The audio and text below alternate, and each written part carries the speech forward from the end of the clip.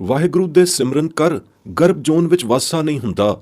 ਵਾਹਿਗੁਰੂ ਦੇ ਸਿਮਰਨ ਨਾਲ ਜਮ ਦੀ ਸਗਲ ਤਰਾਸ ਮਿਟ ਜਾਂਦੀ ਹੈ। ਵਾਹਿਗੁਰੂ ਦੇ ਸਿਮਰਨ ਨਾਲ ਜਮ ਤੇ ਜਮਾਂ ਦੇ ਦੁੱਖ ਸਭ ਨਾਸ ਹੋ ਜਾਂਦੇ ਹਨ। ਯਥਾ ਗੁਰਵਾਕ।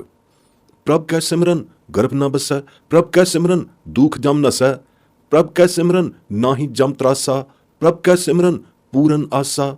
ਸੁਖਮਨੀ ਸਾਹਿਬ। ਸ੍ਰੀ ਗੁਰੂ ਪੰਚਮ ਪਾਤਸ਼ਾਹ ਸ੍ਰੀ ਸੁਖਮਨੀ ਸਾਹਿਬ ਦੀ ਦੂਜੀ ਅਸ਼ਟਪਦੀ ਵਿੱਚ ਵਰਣਨ ਕਰਦੇ ਹਨ ਕਿ ਅੱਗੇ ਜਾ ਕੇ ਜਿੱਥੇ ਮਾਤਾ ਪਿਤਾ ਸੁਤ ਮੀਤ ਭਾਈ ਕੋਈ ਨਹੀਂ ਬੌੜਦਾ, ਉੱਥੇ ਨਾਮ ਹੀ ਸੰਗ ਸਹਾਈ ਹੁੰਦਾ ਹੈ, ਅਰਥਾਤ ਨਾਮ ਜਪਿਆ ਹੋਇਆ ਹੀ ਰਖਵਾਲਾ ਬਣਦਾ ਹੈ। ਆਗਮ ਨਿਗਮ ਦੇ ਜਾਣਨਹਾਰ ਸੱਚੇ ਪਾਤਸ਼ਾਹ ਅਗਲੀਆਂ ਖਬਰਾਂ ਦੱਸਦੇ ਹਨ ਕਿ ਅੱਗੇ ਐਸੇ ਅਸਥਾਨ ਵੀ ਜੀਵਾਂ ਨੂੰ ਲੰਘਣੇ ਪੈਂਦੇ ਹਨ ਜਿੱਥੇ ਵੜਿਆਂ ਮਹਾ ਭਿਆਨਕ ਜਮਦੂਤਾਂ ਦੇ ਦਲਾਂ ਦੇ ਦਲ ਜੀਵ ਨੂੰ ਦਲ ਸਿੱਟਣ ਨੂੰ ਤਤਪਰ ਹੁੰਦੇ ਹਨ। ਉੱਥੇ ਐਸੇ ਬਿਖੜੇ ਅਸਥਾਨ ਵਿਖੇ ਕੇਵਲ ਨਾਮ ਹੀ ਸਹਾਇਤਾ ਕਰਦਾ ਹੈ। ਨਾਮ ਜਪਿਆ ਹੋਇਆ ਹੀ ਸੰਗ ਚੱਲਣਾ ਹੈ। ਉੱਥੇ ਹੋਰ ਕਿਸੇ ਦੀ ਗਮਤਾ ਨਹੀਂ। ਜੀਵ ਦੇ ਨਾਲ ਹੀ ਨਾਮ ਦੀ ਕਮਾਈ ਜਾਂਦੀ ਹੈ ਜੋ ਜਮਦੂਤਾਂ ਤੋਂ ਛੁਡਾਉਂਦੀ ਹੈ। ਜਿੱਥੇ ਬਿਖਮ ਜਮ ਮਾਰਗ ਪੈਂਡਿਆਂ ਵਿੱਚ ਅਤ ਭਾਰੀ ਮੁਸ਼ਕਲ ਜੀਵ ਨੂੰ ਆਏ ਬਣਦੀ ਹੈ, ਉੱਥੇ ਜੀਵ ਨੂੰ ਉਸ ਦਾ ਪੁਰਬ ਜਨਮਾਂ ਦਾ ਕਮਾਇਆ ਸਿਮਰਿਆ ਹੋਇਆ ਨਾਮ ਖਿਨ ਮਾਹੇ ਹੀ ਉਧਾਰ ਲੈਂਦਾ ਹੈ। ਯਥਾ ਗੁਰਵਾਕ। ਜਹ ਮਹਾ ਭਿਆਨ ਦੂਤ ਜਮ ਦਲੈ, ਤਹ ਕੇਵਲ ਨਾਮ ਸੰਗ ਤੇਰਾ ਚੱਲੈ, ਜਹ ਮੁਸ਼ਕਲ ਹੋਵੈ ਅਤ ਭਾਰੀ ਹਰ ਕੋ ਨਾਮ ਖਿਨ ਮਾਹੇ ਉਧਾਰੀ। ਜਿਹ ਮਾਰਗ ਇਹ ਜਾਤ ਇਕੇਲਾ, ਤੈ ਹਰ ਨਾਮ ਸੰਗ ਹੋਤ ਸੁਹੇਲਾ। ਬੇਦ ਵਿਚਾਰੀ ਸਹਿ ਸਿਆਣਪਾਂ ਉੱਥੇ ਕਿਸੇ ਕੰਮ ਨਹੀਂ ਆਉਂਦੀਆਂ, ਸਗੋਂ ਬਹੁਤੀਆਂ ਸਿਆਣਪਾਂ ਵਾਲਿਆਂ ਨੂੰ ਜਮ ਕਾ ਭਉ ਬਹੁਤਾ ਵਿਆਪਦਾ ਹੈ। ਅਨੇਕਾਂ ਯਤਨ ਕੀਤਿਆਂ ਵੀ ਸਿਆਣਪਾਂ ਵਾਲਿਆਂ ਦੀਆਂ ਕੁੜਾਵੀਆਂ ਤ੍ਰਿਸ਼ਨਾਵਾਂ ਨਹੀਂ ਤਰਾਪੀਆਂ ਜਾਂਦੀਆਂ। ਯਥਾ ਗੁਰਵਾਕ। ਬਹੁਤ ਸਿਆਣਪ ਜਮ ਕਾ ਭਉ ਵਿਆਪੈ, ਅਨਿਕ ਯਤਨ ਕਰ ਤ੍ਰਿਸ਼ਨ ਨ ਤਰਾਪੈ। ਸਹਿ ਸਿਆਣਫੀਆਂ ਦੀਆਂ ਕੀਤੀਆਂ ਅਨੇਕ ਪ੍ਰਕਾਰੀ ਸਗਲੀਆਂ ਕਰਤੂਤਾਂ ਨੂੰ ਜਮ ਦਾ ਡੰਡ ਲੱਗਦਾ ਹੈ। ਨਿਮਖ ਵੀ ਬਚਾਓ ਨਹੀਂ ਹੁੰਦਾ ਜਮ ਡੰਡ ਲੱਗਣੇ ਤੋਂ। ਗੋਬਿੰਦ ਭਜਨ ਦੀ ਸੱਚੀ ਸੁਕ੍ਰਿਤ ਕਰਨੀ ਬਿਨਾ ਜਮੂਆਂ ਡੰਮ ਲਾਉਣੋਂ ਨਹੀਂ ਟਲਦਾ। ਹੋਰ ਕੀਤੀਆਂ ਕਰਤੂਤਾਂ ਕਰਨੀਆਂ ਦੀ ਸਿਫਾਰਿਸ਼ ਨੂੰ ਜਮੂਆਂ ਤਿਲ ਮਾਤਰ ਨਹੀਂ ਮੰਨਦਾ। ਯਥਾ ਗੁਰਵਾਕ। ਅਵਰ ਕਰਤੂਤ ਸਗਲੀ ਜਮ ਡਾਨੈ, ਗੋਵਿੰਦ ਭਜਨ ਬਿਨ ਤਿਲ ਨਹੀਂ ਮਾਨੈ। ਹਰ ਕਾ ਨਾਮ ਜਪਤ ਦੁਖ ਜਾਏ, ਨਾਨਕ ਬੋਲੇ ਸਹਿਜ ਸੁਭਾਏ। ਸਹਿਜ ਸੁਭਾਏ ਨਾਮ ਜਪਿਆ ਹੋਇਆ ਅੱਗੇ ਜਮ ਦਾ ਦੁੱਖ ਨਹੀਂ ਲੱਗਣ ਦਿੰਦਾ। ਸਾਰਾ ਦੁੱਖ ਨਿਵਰਤ ਹੋ ਜਾਂਦਾ ਹੈ। ਜੋ ਗੁਰਮੁਖ ਜਨ ਇੱਕੋ ਅਕਾਲ ਦੇ ਨਾਮ ਦੇ ਪ੍ਰਾਇਣ ਹੋ ਰਹਿੰਦੇ ਹਨ, ਤਿਨਾਂ ਦੀ ਜਮ ਦੀ ਫਾਂਸ ਕੱਟੀ ਜਾਂਦੀ ਹੈ। ਯਥਾ ਗੁਰਵਾਕ। ਏਕ ਊਪਰ ਜਿਸ ਜਨ ਕੀ ਆਸਾ, ਤਿਸ ਕੀ ਕਟਿਐ ਜਮ ਕੀ ਫਾਸਾ। ਜਮ ਦੀ ਫਾਂਸ ਹੋਈ ਨਾ ਤਾਂ ਹੀ ਤਾਂ ਕੱਟੀ ਜਾਂਦੀ ਹੈ। ਜਾਂ ਜਮ ਫਾਂਸ ਪੈਂਦੀ ਹੈ ਤਾਂ ਤੇ ਜਮ ਵੀ ਹੈ ਅਤੇ ਜਮ ਦੀ ਫਾਂਸ ਵੀ ਹੈ। ਜਮ ਦਾ ਕੰਮ ਫਾਂਸ ਲੈ ਕੇ ਅੱਗੇ ਹੋ ਕੇ ਪੇਸ਼ ਹੋਣਾ ਇੱਕ ਐਵੇਂ ਅਕਾਰਤ ਵਾਰਤਾ ਨਹੀਂ, ਸੱਚੀ ਬੀਤਣ ਬਤੀਤਣ ਵਾਲੀ ਅਗਲੀ ਗੱਲ ਹੈ। ਜਿਹੜੇ ਵਡਭਾਗੇ ਗੁਰਮੁਖ ਜਨ ਸਚਿਆਰ ਸਿੱਖ ਵਾਹਿਗੁਰੂ ਸੱਚੇ ਨੂੰ ਸੱਚ ਕਰਕੇ ਧਿਆਉਂਦੇ ਹਨ, ਤਿਨਾਂ ਦੇ ਅੱਗੇ ਗਿਆਂ ਜਮ ਕੰਕਰ ਨੇੜੇ ਨਹੀਂ ਆਉਂਦਾ। ਜਿਨ੍ਹਾਂ ਦੇ ਹਿਰਦੇ ਅੰਦਰ ਸੱਚਾ ਵਾਹਿਗੁਰੂ ਭਾਵਨਾ ਸਹਿਤ ਵਸ ਗਿਆ, ਤਿਨਾਂ ਦੇ ਮੁਖ ਅੱਗੇ ਜਾ ਕੇ ਉਜਲੇ ਰਹਿੰਦੇ ਹਨ। ਯਥਾ ਗੁਰਵਾਕ। ਜੋ ਤੁਧ ਸੱਚ ਸਲਾਹੁੰਦੇ, ਤਿਨ ਜਮ ਕੰਕਰ ਨੇੜ ਨਾ ਆਵੈ, ਤਿਨ ਕੇ ਮੁਖ ਦਰ ਉਜਲੇ, ਜਿਨ ਹਰ ਹਿਰਦੈ ਸੱਚਾ ਭਾਵੈ। ਗੌੜੀ ਕੀ ਵਾਰ ਮਹਲਾ ਚੌਥਾ। ਜਿਨ੍ਹਾਂ ਗੁਰਮੁਖਾਂ ਨੂੰ ਸਤਿਗੁਰੂ ਸੱਚੇ ਪਾਤਸ਼ਾਹ ਨੇ ਅਖੁੱਟ ਵਾਹਿਗੁਰੂ ਨਾਮ ਧਨ ਦੀ ਬਖਸ਼ਿਸ਼ ਕੀਤੀ ਹੈ, ਤਿਨਾਂ ਦੇ ਸਭ ਅੰਦੇਸੇ ਮਿਟ ਗਏ ਹਨ ਅਤੇ ਉਹਨਾਂ ਦਾ ਜਮ ਦਾ ਭਉ ਛੁਟਕ ਗਿਆ, ਭਾਵ ਦੂਰ ਹੋ ਗਿਆ। ਯਥਾ ਗੁਰਵਾਕ। ਤੁਸ ਦਿੱਤਾ ਪੂਰੈ ਸਤਿਗੁਰੂ, ਹਰ ਤਨ ਸੱਚ ਅਖੁੱਟ, ਸਭ ਅੰਦੇਸੇ ਮਿਟ ਗਏ, ਜਮ ਕਾ ਭਉ ਛੁੱਟ। ਗੌੜੀ ਕੀ ਵਾਰ ਮਹਲਾ ਚੌਥਾ। ਸਤਿਗੁਰੂ ਸੱਚੇ ਪਾਤਸ਼ਾਹ ਦੇ ਸੱਚੇ ਦਰਬਾਰ ਸਤ ਸੰਗਤ ਸਭਾ ਵਿਖੇ ਅੰਮ੍ਰਿਤ ਨਾਮ ਦੀ ਵਰਖਾ ਹੁੰਦੀ ਹੈ। ਵਡਭਾਗਿਆਂ ਨੂੰ ਅੰਮ੍ਰਿਤ ਦੀ ਅੰਮ੍ਰਿਤ ਛਕਣ ਦੀ ਵੰਡ ਹੱਥ ਆਉਂਦੀ ਹੈ। ਐਸੇ ਵਡਭਾਗੇ ਜਨ ਇੱਥੇ ਉੱਥੇ ਵਾਹਿਗੁਰੂ ਨੇ ਸਦਾ ਸੁਹੇਲੇ ਕੀਤੇ ਹਨ। ਤਿਨਾਂ ਨੂੰ ਜਮ ਕੇ ਪੰਥ ਕਦੇ ਨਹੀਂ ਪਾਈਦਾ, ਨਾ ਹੀ ਉਹਨਾਂ ਨੂੰ ਬਹੁੜ ਮਰਨਾ ਪੈਂਦਾ ਹੈ। ਯਥਾ ਗੁਰਵਾਕ। ਉਥੈ ਅੰਮ੍ਰਿਤ ਵੰਡੀਐ, ਸੁਖੀਆ ਹਰ ਕਰਨੇ, ਜਮ ਕੈ ਪੰਥ ਨਾ ਪਾਈਐ, ਫਿਰ ਨਾ ਹੀ ਮਰਨੇ। ਗੌੜੀ ਕੀ ਵਾਰ ਮਹਲਾ ਪੰਜਵਾਂ। ਸੱਚੇ ਗੁਰੂ ਸਾਧ ਦੀ ਨਿਸ਼ਾਨੀ ਹੀ ਇਹੀ ਹੈ ਕਿ ਜਿਸ ਦੇ ਭੇਟਣ ਹਾਰੇ ਜਗਿਆਸੂ ਜਨਾਂ ਦਾ ਨਿਸਤਾਰਾ ਭੌਜਲੋਂ ਪਾਰ ਉਤਾਰਾ ਹੋ ਜਾਂਦਾ ਹੈ। ਤਿਨਾਂ ਦੇ ਜਮ ਕੰਕਰ ਨੇੜੇ ਨਹੀਂ ਆਉਂਦਾ, ਨਾ ਹੀ ਉਹ ਮੁੜ ਕੇ ਫੇਰ ਮਰਦੇ ਹਨ। ਯਥਾ ਗੁਰਵਾਕ। ਇਹ ਨਿਸ਼ਾਨੀ ਸਾਧਕੀ ਜਿਸ ਭੇਟਤ ਤਰੀਐ, ਜਮ ਕੰਕਰ ਨੇੜ ਨਾ ਆਵਈ, ਫਿਰ ਬਹੁੜ ਨਾ ਮਰੀਐ। ਗੌੜੀ ਕੀ ਵਾਰ ਮਹਲਾ ਪੰਜਵਾਂ। ਜਿਹੜੇ ਪੁਰਸ਼ ਲੋਭ ਮੋਹ ਵਿੱਚ ਵਿਗੁੱਤੇ ਹੋਏ ਪਾਪ ਕਰਮ ਕਮਾਉਂਦੇ ਹਨ, ਉਹ ਪਾਪ ਕਰਮ ਸਿਰ ਦੇ ਸਾਈਂ ਵਾਹਿਗੁਰੂ ਤੋਂ ਗੁੱਜਾ ਨਹੀਂ ਹੁੰਦਾ, ਉਸ ਨੂੰ ਸਭ ਉੱਗਾ ਹੁੰਦਾ ਹੈ। ਇਸ ਕਰਕੇ ਉਸ ਨਾਲ ਧੋਖਾ ਕੀਤਾ ਕਿਸੇ ਤਰ੍ਹਾਂ ਚੱਲ ਨਹੀਂ ਸਕਦਾ। ਚਾਹੇ ਉਹ ਲੋਕਾਂ ਭਾਣੇ ਭਲੇਰੇ ਕਰਤਬ ਕਰਤੂਤੀ ਕਰਮ ਕਰਦੇ ਹਨ, ਪਰ ਵਾਹਿਗੁਰੂ ਅੰਤਰਯਾਮੀ ਜਾਣਦਾ ਹੈ ਕਿ ਉਹ ਮੋਹ ਮਾਇਆ ਦੇ ਮੱਤੂ ਮਾਇਆ ਮੁੱਤੂ ਪਾਪਿਸ਼ਟ ਕਰਮ ਕਮਾਵਣ ਹਾਰੇ ਹਨ। ਐਸੇ ਲੋਕ ਵਾਹਿਗੁਰੂ ਦੇ ਹੁਕਮ ਨਾਲ ਮੁੜ-ਮੁੜ ਅਤੇ ਫੇਰ-ਫੇਰ ਜੂਨੀਆਂ ਵਿੱਚ ਭਵਾਏ ਜਾਂਦੇ ਹਨ ਅਤੇ ਜਮ ਮਾਰਗੀ ਮੁਹਾਏ ਜਾਂਦੇ ਹਨ। ਯਥਾ ਗੁਰਵਾਕ। ਧੋ ਨਾ ਚੱਲੀ ਖਸਮ ਨਾਲ, ਲਬ ਮੋਹ ਵਿਗੁੱਤੇ, ਕਰਤਬ ਕਰਨ ਭਲੇਰਿਆਂ, ਮਦ ਮਾਇਆ ਸੁੱਤੇ, ਫਿਰ ਜੂਨ ਭਵਾਈਆਂ, ਜਮ ਮਾਰਗ ਮੁੱਤੇ। ਗੌੜੀ ਕੀ ਵਾਰ ਮਹਲਾ ਪੰਜਵਾਂ। ਜਿਸ ਦੇ ਮਨ ਅੰਦਰ ਜਿਹਬਾ ਉੱਪਰ ਵਾਹਿਗੁਰੂ ਨਾਮ ਵਸਿਆ ਹੋਇਆ ਹੈ, ਉਹ ਜਮ ਫਾਸੀ ਵਿੱਚ ਨਹੀਂ ਪੈਂਦਾ। ਯਥਾ ਗੁਰਵਾਕ। ਮਨ ਮੁਕੰਦ ਜਿਹਬਾ ਨਾਰਾਇਣ, ਪਰ ਨ ਜਮ ਕੀ ਫਾਸੀ। ਗੌੜੀ ਕਬੀਰ ਜੀ। ਨਿਰਭਉ ਨਾਮ ਨਿਰਭਉ ਅਕਾਲ ਪੁਰਖ ਦਾ ਸਤਿਗੁਰੂ ਦੀ ਦੀਖਿਆ ਦੁਆਰਾ ਹੀ ਪਾਇਆ ਜਾਂਦਾ ਹੈ। ਇਸ ਨਿਰਭਉ ਨਾਮ ਨੂੰ ਗੁਰੂ ਦੀਖਿਆ ਦੁਆਰਿਓਂ ਪਾਵਨ ਹਾਰੇ ਗੁਰਮੁਖ ਜਨ ਹੀ ਨਿਸਤਰਦੇ ਹਨ ਅਤੇ ਜਮ ਦੇ ਡਰ ਤੋਂ ਨਿਰਭੈ ਰਹਿੰਦੇ ਹਨ। ਨਹੀਂ ਤਾਂ ਇਸ ਜਗ ਵਿਖੇ ਹੋਰ ਸਭ ਮਨਮੁਖ ਮੁਗਧ ਗਵਾਰ ਨਾਮ ਵਿਹੂਣੇ ਰਹਿਣ ਕਰਕੇ ਸਭ ਜਮ ਦੇ ਵਸ ਹੀ ਅੱਗੇ ਜਾ ਕੇ ਪੈਂਦੇ ਹਨ। ਯਥਾ ਗੁਰਵਾਕ। ਇਸ ਯੁਗ ਮੈਂ ਨਿਰਭਉ ਹਰ ਨਾਮ ਹੈ, ਪਾਈਐ ਗੁਰ ਵਿਚਾਰ, ਬਿਨ ਨਾਮੈ ਜਮ ਕੈ ਵਸ ਹੈ, ਮਨਮੁਖ ਅੰਧ ਗਵਾਰ। ਆਸਾ ਮਹਲਾ ਤੀਜਾ। ਵਾਹਿਗੁਰੂ ਨਾਮ ਅਨਿਕ ਤਰੰਗੀ ਜਪਿਆ ਹੋਇਆ ਅਤੇ ਗੁਰਮਤੀ ਸਲਾਹਿਆ ਹੋਇਆ ਜਮ ਕੰਕਰ ਅਤੇ ਮਹਾਕਾਲ ਨੂੰ ਮਾਰਨ ਲਈ ਸਮਰੱਥ ਹੈ। ਯਥਾ ਗੁਰਵਾਕ। ਹਰ ਹਰ ਨਾਮ ਜਪ ਅਨੰਤ ਤਰੰਗਾਂ, ਜਪ ਜਪ ਨਾਮ ਗੁਰਮਤਿ ਸਲਾਹੀ, ਮਾਰਿਆ ਕਾਲ ਜਮ ਕੰਕਰ ਭਯੰਗਾ। ਰਹਾਉ। ਆਸਾ ਮਹਲਾ ਚੌਥਾ।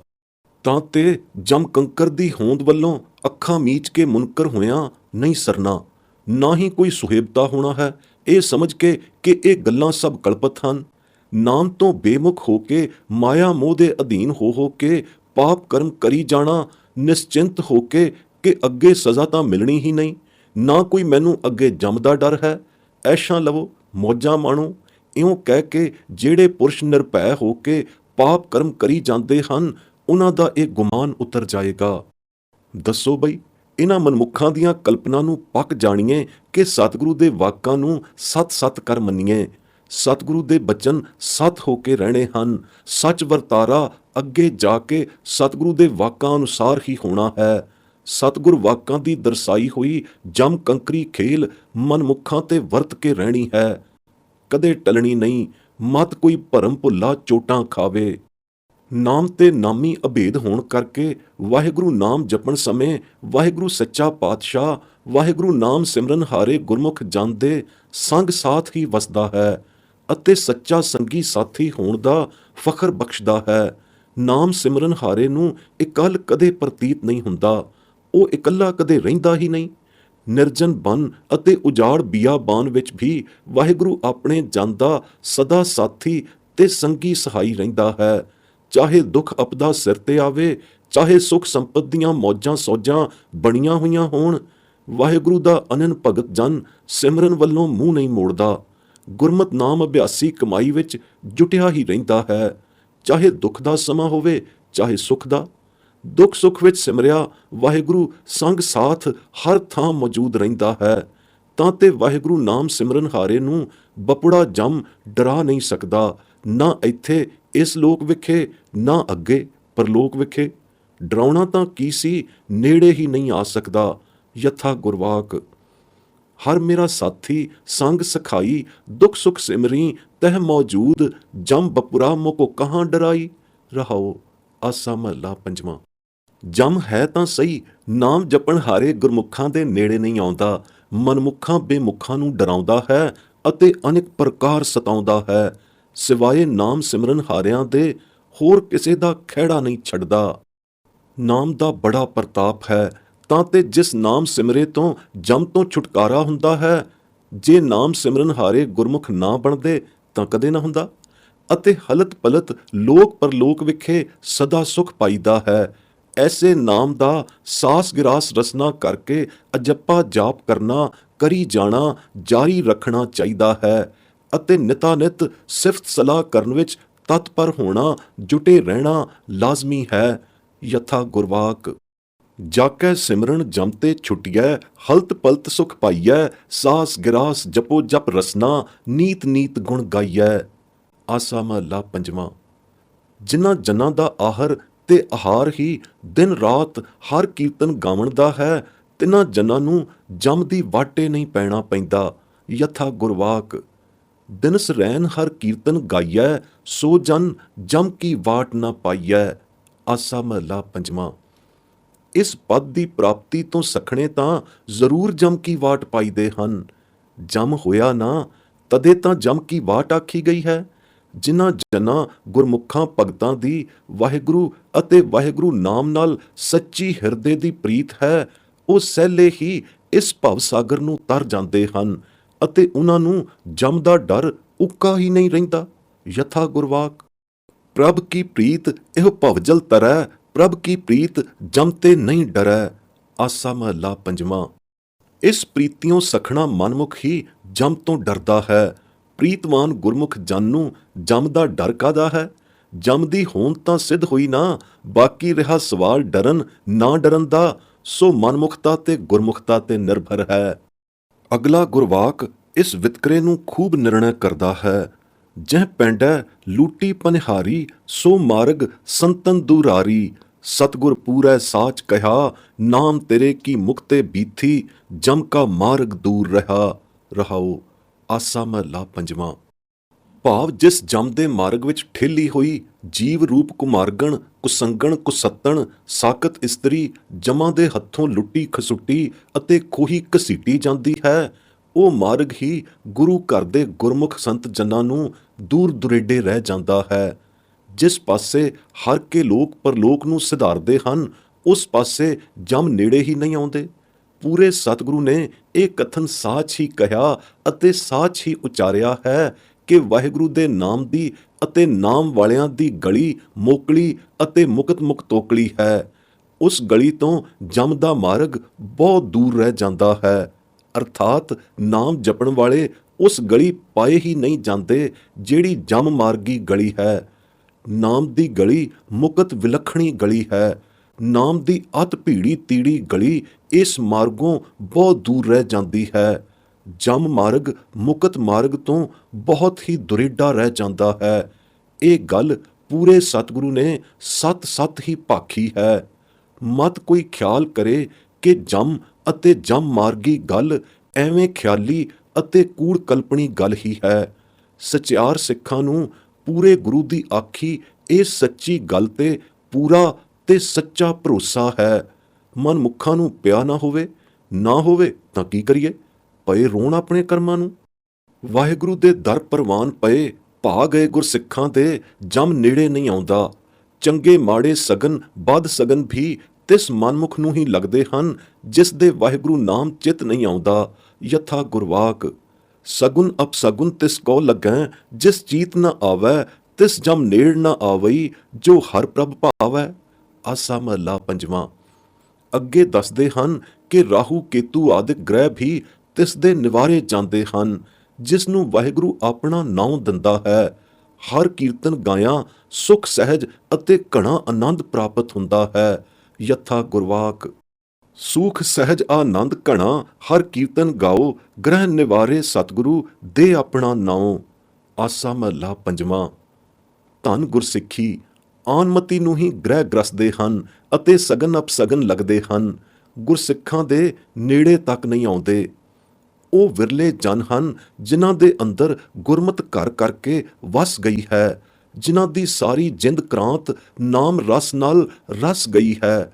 ਤਿਨਾਂ ਦੇ ਘਟਾਂ ਅੰਦਰ ਨਾਮ ਰਸ ਐਸਾ ਸੰਚੀਰਨ ਹੋਇਆ ਹੈ ਕਿ ਤਿਨਾਂ ਦੇ ਨਾਭ ਕਮਲ ਪ੍ਰਗਾਸ ਹੋ ਗਏ ਹਨ। ਬਸ ਐਸੇ ਰਿੱਧ ਨਾਮ ਪ੍ਰਗਾਸੀਆਂ ਨੂੰ ਜਮ ਦੀ ਤਰਾਸ ਨਹੀਂ, ਹੋਰ ਸਾਰੀ ਲੁਕਾਈ ਜਮ ਦੇ ਚੀਰੇ ਵਿੱਚ ਹੈ। ਕੇਵਲ ਗੁਰਮੁਖ ਨਾਮ ਪ੍ਰਗਾਸੀਆਂ ਦੀ ਹੀ ਜਮ ਤੋਂ ਬੰਦ ਖਲਾਸੀ ਹੈ। ਯਥਾ ਗੁਰਵਾਕ ਗੁਰਮਤੀ ਇੱਕ ਭਏ ਉਦਾਸਾ, ਅੰਤਰ ਨਾਮ ਕਮਲ ਪ੍ਰਗਾਸਾ, ਤਿਨ ਕੋ ਨਾਹੀ ਜਮ ਕੀ ਤਰਾਸਾ। ਆਸਾ ਮਹਲਾ ਪਹਿਲਾ। ਜਿਹੜੇ ਭਗਤ ਜਨ ਗੁਰਮੁਖ ਪਿਆਰੇ ਨਾਮ ਦੀ ਲਿਵਤਾਰ ਦੀ ਬਹਾਰ ਵਿੱਚ ਸ਼ਗੁਫਤਾ ਹੋ ਕੇ ਸਦਾ ਹੀ ਸਾਵਧਾਨ ਰਹਿੰਦੇ ਹਨ, ਜਿਨ੍ਹਾਂ ਰਸ ਜੋਤ ਵਿਗਾਸੀਆਂ ਦੀ ਨਾਮ ਵਿਖੇ ਐਸੀ ਲਿਵ ਲੱਗੀ ਹੈ, ਤਿਨਾਂ ਨੂੰ ਕਦੇ ਨਿੰਦਰਾ ਤੰਦਰਾ ਨਹੀਂ ਵਿਆਪਦੀ। ਉਹ ਸਦਾ ਹੀ ਸੁਜਾਗ ਜਾਗਰਤ ਵਿੱਚ ਹੀ ਰਹਿੰਦੇ ਹਨ। ਤਿਨਾਂ ਦੇ ਨਾ ਜਮਦੂਤ ਨੇੜੇ ਆਉਂਦੇ ਹਨ, ਨਾ ਤਿਨਾਂ ਨੂੰ ਜਮਾਂ ਦਾ ਦੁੱਖ ਵਿਆਪਦਾ ਹੈ। ਵਾਹਿਗੁਰੂ ਭਗਤਾਂ ਦਾ ਪਿਆਰਾ ਅਤੇ ਭਗਤਾਂ ਦਾ ਰਾਖਾ ਸਦਾ ਆਪਣੇ ਭਗਤਾਂ ਦੇ ਸੰਗ ਸਹਾਈ ਹੈ।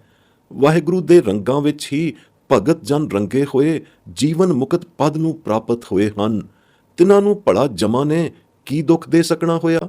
ਜਮ ਹੈ ਪਰ ਤਿਨਾਂ ਦੇ ਨੇੜੇ ਨਹੀਂ ਟੁਕਦਾ। ਯਥਾ ਗੁਰਵਾਕ ਨਾ ਜਮਦੂਤ ਦੂਖ ਤਿਸ ਲਾਗੈ, ਜੋ ਜਨ ਰਾਮ ਨਾਮ ਲਿਵ ਜਾਗੈ। ਭਗਤ ਵਛਲ ਭਗਤਾਂ ਹਰ ਸੰਗ, ਨਾਨਕ ਮੁਕਤ ਭਏ ਹਰ ਰੰਗ। ਆਸਾ ਮਹਲਾ ਪਹਿਲਾ। ਅਗਲੀ ਦਰਗਾਹ ਵਿੱਚ ਨਾਮਹੀਣ ਮਨਮੁੱਖਾਂ ਨਿਗੁਰੇ ਸਾਖਤਾਂ ਦੀ ਕੋਈ ਪੁੱਛ ਪ੍ਰਤੀਤ ਨਹੀਂ ਹੁੰਦੀ, ਨਾ ਉਹਨਾਂ ਨੂੰ ਆਦਰ ਮਿਲਦਾ ਹੈ। ਪਤ ਆਬਰੋ ਉਹਨਾਂ ਦੀ ਕੋਈ ਨਹੀਂ ਰਹਿੰਦੀ। ਉਹ ਜਮਪੁਰੀ ਵਿੱਚ ਜਮਾਂ ਦੇ ਬੱਧੇ ਹੋਏ ਮਾਰੀ ਦੇ ਹਨ, ਕਿਉਂਕਿ ਉਹਨਾਂ ਨੇ ਮਨੁੱਖਾ ਜਨਮ ਨਾਮ ਬਿਹੂਣਾ ਬਿਰਥਾ ਹੀ ਗਵਾਇਆ ਹੁੰਦਾ ਹੈ। ਉਹਨਾਂ ਦਾ ਇਹ ਹਾਲ ਅੱਗੇ ਹੋਣਾ ਹੀ ਹੋਇਆ ਜਮਾਂ ਦੇ ਵਸ ਪੈ ਕੇ। ਅਗਲੇ ਗੁਰਵਾਕ ਅੰਦਰ ਮਨਮੁਖ ਨਾਮ ਬਿਹੂਣਿਆਂ ਦੀ ਦੁਰਦਸ਼ਾ ਇਉਂ ਲਿਖੀ ਹੈ।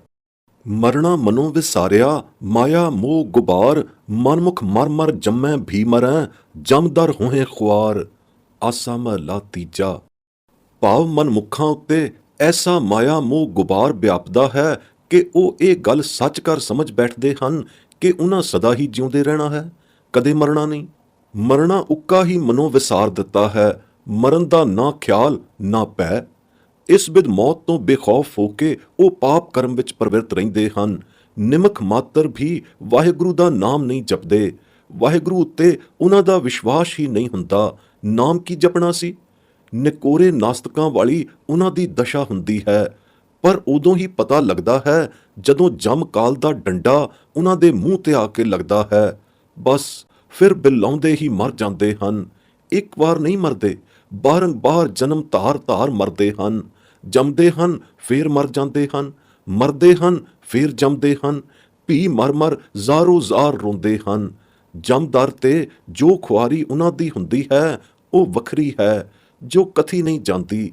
ਇਉਂ ਮਨਮੁੱਖਾਂ ਨੂੰ ਜਮਦਰ ਖੁਆਰ ਹੁੰਦੇ ਦੇਖਣ ਵਾਲੇ ਤ੍ਰਿਕਾਲਦਰਸ਼ੀ ਸਤਿਗੁਰੂ ਸੱਚੀ ਅੱਖੀਂ ਦੇਖੀ ਸ਼ਾਦ ਦੀ ਗਵਾਹੀ ਭਰਦੇ ਹਨ। ਫੇਰ ਵੀ ਜੋ ਪੁਰਸ਼ ਗੁਰੂ ਦੇ ਸਿੱਖ ਹੋ ਕੇ ਜਮ ਦੀ ਹੋਂਦ ਵੱਲੋਂ ਮੁਨਕਰ ਹੁੰਦੇ ਹੋਏ ਮੰਨਣ ਤੋਂ ਨਿਸ਼ੰਕ ਰਹਿਣ, ਤਾਂ ਉਹਨਾਂ ਦੇ ਅਭਾਗ ਹੀ ਹਨ। ਹੋਰ ਕੀ ਕਹਿ ਸਕੀਏ? ਜੋ ਕੁਝ ਉਹਨਾਂ ਦੇ ਨਾਲ ਅੱਗੇ ਜਮਪੁਰੀ ਵਿੱਚ ਜਾ ਕੇ ਵਰਤੇਗੀ, ਉਸ ਦਾ ਤਲਖ ਤਜਰਬਾ ਆਪੇ ਹੀ ਭੁਗਤਣਗੇ। ਵਾਹਿਗੁਰੂ ਦੀ ਸ਼ਰਣੀ ਭੱਜ ਕੇ ਸਹੀ ਵਡਭਾਗੀ ਨਰ ਪੈਂਦੇ ਹਨ, ਜੋ ਗੁਰਪ੍ਰਸਾਦੀ ਮਨਮੁਖਤਾ ਦੇ ਗੁਬਾਰ ਤੋਂ ਉੱਪਰ ਉੱਭਰ ਆਉਂਦੇ ਹਨ।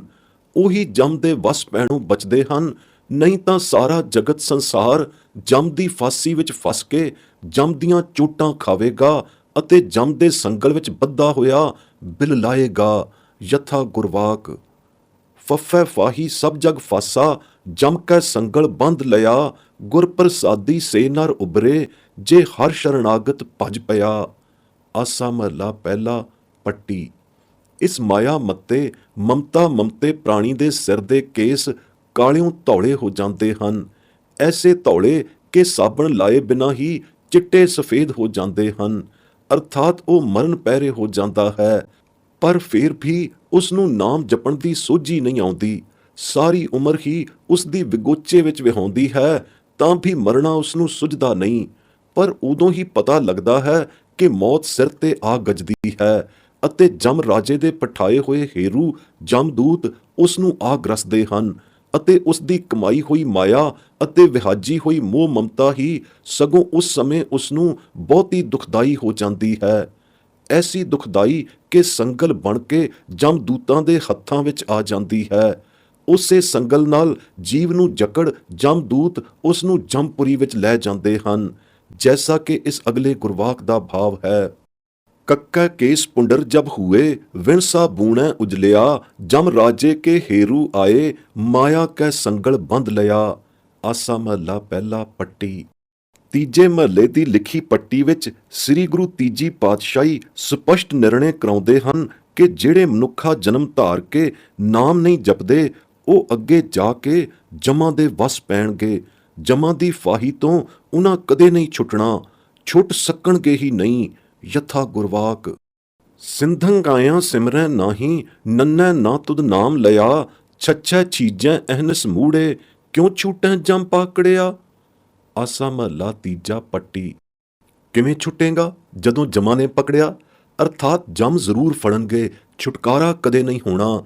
ਜਮਾਂ ਤੋਂ ਛੁਟਕਾਰਾ ਉਹਨਾਂ ਦਾ ਹੀ ਹੈ ਜਿਨ੍ਹਾਂ ਨੇ ਮਨੁੱਖਾ ਜਨਮ ਧਾਰ ਕੇ ਵਾਹਿਗੁਰੂ ਸਿਮਰਨ ਸਵਾਰ ਕੇ ਕੀਤਾ ਹੈ ਅਤੇ ਨਾਮ ਵਿੱਚ ਲਿਵਲੀਨਤਾ ਪ੍ਰਾਪਤ ਕੀਤੀ ਹੈ। ਇਹੋ ਭਾਵ ਅਗਲੇ ਗੁਰਵਾਕ ਤੋਂ ਵਿਦਤ ਹੁੰਦਾ ਹੈ। ਵੱਵੈ ਵਾਰੀ ਆਇਆ ਮੂੜੇ, ਵਾਸ ਦਿਓ ਤੁਧ ਵੀਸਰਿਆ, ਇਹ ਵੇਲਾ ਨਾ ਲੈਸੈ ਮੂੜੇ, ਫਿਰ ਤੂੰ ਜਮ ਕੈ ਵਸ ਪਿਆ। ਆਸਾ ਮਹੱਲਾ ਤੀਜਾ ਪੱਟੀ। ਭਾਵ ਮਨੁੱਖਾ ਜਨਮ ਦੀ ਵਾਰੀ ਮੁੜ ਮੁੜ ਨਹੀਂ ਆਉਂਦੀ। ਹੁਣ ਇਹ ਦੁਰਲੱਭ ਵਾਰੀ ਆਈ ਹੈ, ਪਰ ਇਸ ਆਈ ਵਾਰੀ ਵਿੱਚ ਜਿਸ ਮੂੜੇ ਮਨਮੁਖ ਨੇ ਸਰਬ ਵਿਆਪੀ ਹਾਜ਼ਰ ਨਾਜ਼ਰ ਵਾਹਿਗੁਰੂ ਨੂੰ ਵਿਸਾਰ ਦਿੱਤਾ ਹੈ, ਕਦੇ ਨਾਮ ਨਹੀਂ ਜਪਿਆ, ਇਹ ਵੇਲਾ ਮੁੜ ਕੇ ਹੱਥ ਨਹੀਂ ਆਉਣਾ। ਫੇਰ ਤਾਂ ਬਸ ਜਮ ਦੇ ਵਸ ਹੀ ਪੈਣਾ ਲੱਗੂ। ਜਮ ਵਸ ਪਿਆਂ ਖਬਰ ਨਹੀਂ ਕਦੋਂ ਛੁਟਕਾਰਾ ਹੋ। ਜਮ ਦਾ ਅਰਥ ਕਈ ਅਹੰਗ ਮੱਤੇ ਗਿਆਨੀ ਮੌਤ ਦਾ ਹੀ ਲਾਉਂਦੇ ਹਨ, ਕਿਉਂਕਿ ਮੌਤ ਤਾਂ ਸਭਨਾਂ ਨੂੰ ਆਉਂਦੀ ਦੀਂਦੀ ਹੈ। ਜਮ ਕਿਸੇ ਦੇਖਿਆ ਥੋੜੋ ਹੈ, ਇਸ ਕਰਕੇ ਉਹ ਜਮ ਦੀ ਹੋਂਦ ਮਨੌਤੀ ਤੋਂ ਮੁਨਕਰ ਹੋ ਜਾਂਦੇ ਹਨ। ਇਸ ਇਨਕਾਰ ਨੂੰ ਉਹ ਗਿਆਨ ਪੁਣੇ ਦੀ ਸੁਚੱਜਤਾ ਸਮਝਦੇ ਹਨ। ਇਹ ਸੁਚੱਜਤਾ ਉਹਨਾਂ ਦੀ ਆਪਣੀ ਮਨ ਸਿਆਣਪ ਤੋਂ ਹੀ ਉਪਜੀ ਹੋਈ ਹੁੰਦੀ ਹੈ। ਕਾਸ਼ ਕਿ ਇਹ ਸੁਚੱਜਤਾ ਸਤਿਗੁਰੂ ਦੇ ਬਚਨ ਸਤ-ਸਤ ਕਰ ਮੰਨਣ ਵਿੱਚ ਸੁਚੱਜਤਾ ਹੁੰਦੀ, ਤਾਂ ਉਹ ਨਾ ਆਪ ਗੁੰਮਰਾਹ ਹੁੰਦੇ, ਨਾ ਲੋਕਾਂ ਨੂੰ ਗੁੰਮਰਾਹ ਕਰਦੇ। ਗੁਰਬਾਣੀ ਅੰਦਰ ਬਾਰੰਬਾਰ ਅਨੇਕ ਥਾਈਂ ਜਮ ਦਾ ਜ਼ਿਕਰ ਆਉਣਾ ਐਵੇਂ ਕਲਪਤ ਜ਼ਿਕਰ ਅਜ਼ਕਾਰ ਨਹੀਂ, ਬਲਕਿ ਸੱਚ ਨਿਸ਼ਾਨਾ ਜਮ ਹੋਂਦ ਤੋਂ ਹੈ। ਇਸ ਬਿਧ ਜਮ ਹੋਂਦ ਨੂੰ ਮਹਿਜ਼ ਕਲਪਤ ਹੀ ਗਰਦਾਨਿਆ ਤਾਂ ਸਾਰੀ ਗੁਰਬਾਣੀ ਦੀ ਸਤਤਾ ਵਾਲੀ ਮਹੱਤਤਾ ਹੀ ਜਾਂਦੀ ਰਹੇਗੀ।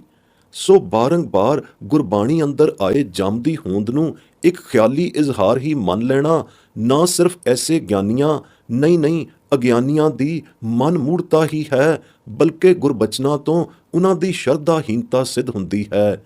ਦੇਖੋ, ਇਸ ਅਗਲੇ ਇੱਕੋ ਗੁਰਵਾਕ ਵਿੱਚ ਜਮ ਦਾ 2 ਵਾਰ ਜ਼ਿਕਰ ਆਇਆ ਹੈ।